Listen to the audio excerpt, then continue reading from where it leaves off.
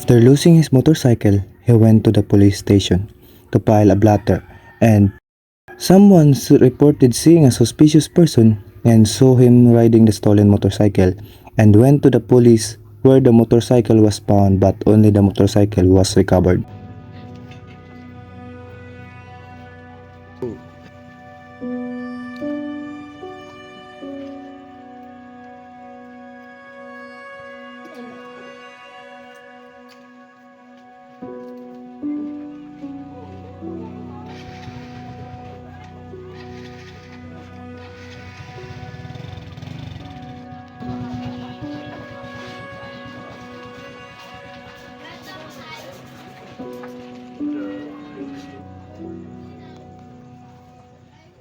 Good everyone, this day we perform macro etching, in which we got the engine number and the chassis number of the suspected carnap vehicle.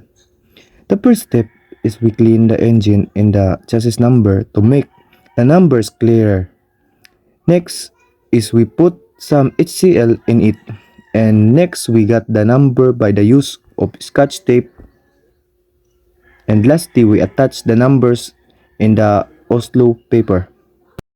Macro etching examination is a type of examination where the laboratory technician applies solution or chemicals used to determine whether the chassis numbers and the engine numbers were matched.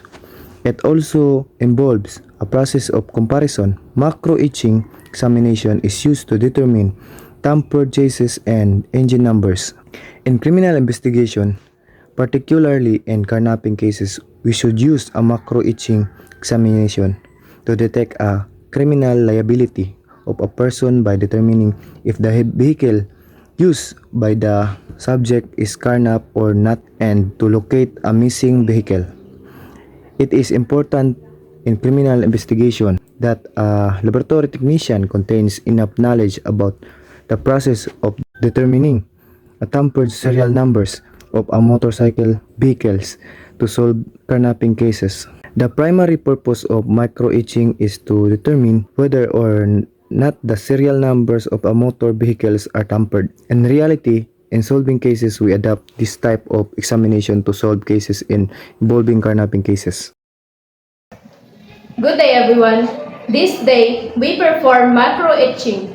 Macro etching is a procedure for revealing the large-scale structure of a metallic specimen, that is structure visible with the unaided eye, by etching an appropriately prepared surface. In this procedure, by the use of water, towel, brush, scotch tape, and Oslo paper, we extract the engine number AEP4-311027, and its measurement of the traditional PCAS is 28, and its point size is 12, and we also extract the chassis number EH11A-110919, and its measurement of the traditional PCAS is 20, and its point size is 18. And we got all of this in the suspected carnap vehicle.